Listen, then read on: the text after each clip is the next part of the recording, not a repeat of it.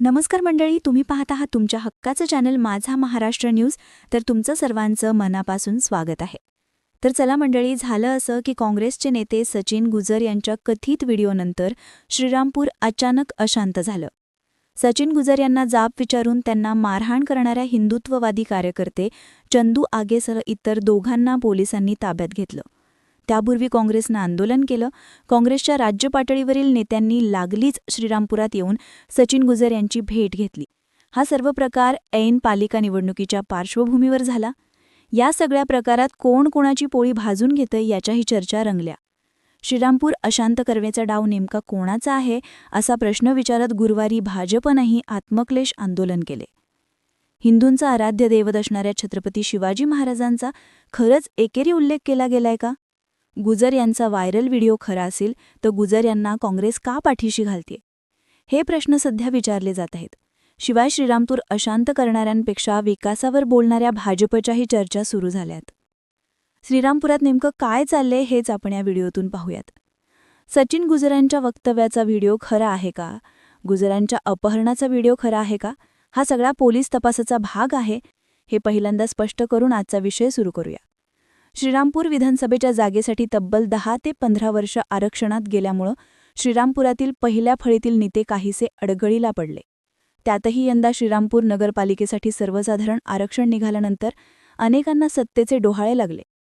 अनुराधा अधिक यांच्या गेल्या वेळच्या नगराध्यक्षपदाच्या टर्ममध्ये काही विकास कामं झाली, परंतु श्रीरामपूरचा खरंच संपूर्ण विकास झाला का तर नक्कीच नाही. रस्ते, पाणी, रोजगार या मूलभूत गोष्टींसाठी आजही श्रीरामपूरकर त्रासलेलेच दिसतात. अतिक्रमणे निघाल्यानंतरची बेरोजगारी हे मुद्देही गेल्या काही महिन्यात चर्चेत आलेत. श्रीरामपूरचा विकास करायचा असेल तर सर्वात अगोदर शहरात सर्वसमावेशक राजकारण व्हायला हवं. धार्मिक तेढ निर्माण करण्यापेक्षा विकासाच्या व्हिजनवर राजकारण व्हायला हवं. सर्वांना रोजगार, बकाल वस्त्यांचं पुनरुज्जीवन, MIDCतील नवे व्यवसाय, गरिबांना हक्काचा निवारा, व्यवसायासाठी हक्काच्या जागा यावर सर्वप्रथम काम व्हायला हवं.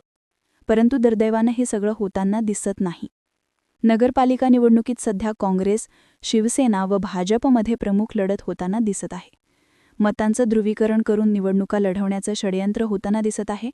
राज्यात नुकत्याच झालेल्या लोकसभा व त्यानंतरच्या विधानसभा निवडणुकीतही मतांचं ध्रुवीकरण करून महाविकास आघाडीनं निवडणूक लढवल्याचा आरोप झाला.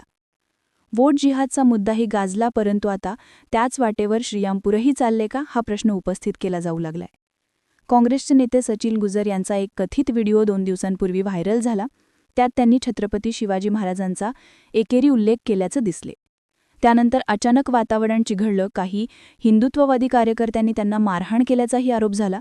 हल्लेखोरांना पोलिसांनी ताब्यातही घेतलं. पण हे असं अचानक का घडलं याचा विचारही श्रीरामपूरकरांनी करायला हवा.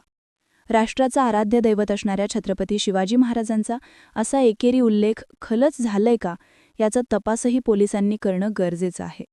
परंतु या व्हिडिओची सत्यता न तपासता काँग्रेसनं लगेच राज्य पातळीवरील नेत्यांना आणून श्रीरामपूरमध्ये आंदोलन करणंही योग्य नाही, असंही आता श्रीरामपूरकरांकडून बोललं जात आहे. भाजपनंही गुरुवारी आत्मक्लेश आंदोलन केलं. छत्रपतींचा एकेरी उल्लेख करणारा व्हायरल व्हिडिओची सत्यता तपासून कारवाई करण्याची मागणी करण्यात आली. ही मागणी रास्त होती, कारण ऐन निवडणुकीच्या पार्श्वभूमीवर श्रीरामपूर अशांत करून मतांची पोळी भाजणाऱ्या वृत्तीचा निषेध व्हायलाच हवा. काँग्रेस व शिवसेना शिंदे गटाचा याच धर्मांध वृत्तीला आता श्रीरामपूरकर कंटाळ्याचं सांगितलं जाते. त्याउलट श्रीरामपूरचं पालकत्व घेऊन श्रीरामपूरच्या विकासाला दिशा देणाऱ्या माजी खासदार सुजय विखेंच्या भूमिकेचं सध्या समर्थन होताना दिसतंय. या सगळ्या प्रकारात सध्या सुजय विखेंच्या व्हिडिओचीही चर्चा सुरू झाली आहे. शिवसेना शिंदे गटानं प्रकाश चित्ते यांची उमेदवारी जाहीर केली. त्यावेळी सुजय विखेंची पत्रकारांनी बाईट घेतली होती. सुजय विखेंचा तोच व्हिडिओ सध्या चर्चेत आलाय. सुजय विखे त्यावेळी म्हणाले होते की जो उमेदवार समाजासाठी घातक आहे ते उमेदवार शिवसेना शिंदे गटानं दिले. आमचा महाविकास टिकवण्याची इच्छा होती. जे उमेदवार पदासाठी घातक आहे ते दिल्यानं आम्ही सर्वसमावेशक उमेदवार देणार आहोत. गेल्या काही दिवसांपासून धर्माच्या नावावर सुरू असलेलं श्रीरामपूरचं राजकारण विखेंना मान्य नव्हतं. श्रीरामपूरचा विकास करायचा असेल तर सर्वसमावेशक विजन असणारा नेता नगराध्यक्ष म्हणून हवाय, असा विखेंचा पहिल्यापासूनच हट्ट होता. त्यामुळे सुजय विखेंनी राष्ट्रवादी काँग्रेसला सोबत घेत श्रीनिवास बिहाणे यांना नगराध्यक्षपदासाठी उमेदवारी दिली. आता सुजय विखेंचा तो निर्णय कसा बरोबर होता हे सध्या सुरू असलेल्या श्रीरामपूरच्या घटनांवरून दिसू लागले. काँग्रेस व शिवसेनेपेक्षा भाजपचं विकासात्मक राजकारण श्रीरामपूरकरांना भावताना दिसत आहे. मित्रांनो, तुम्हाला याविषयी काय वाटतं ते आम्हाला कमेंट करून नक्की कळवा. शिवाय व्हिडिओ आवडला असेल तर तुमच्या हक्काचं माझा महाराष्ट्र न्यूज या चॅनलला सबस्क्राईब करून व्हिडिओला लाईक करायला विसरू नका. पुन्हा भेटूयात नव्या विषयावर. तोपर्यंत मनापासून धन्यवाद.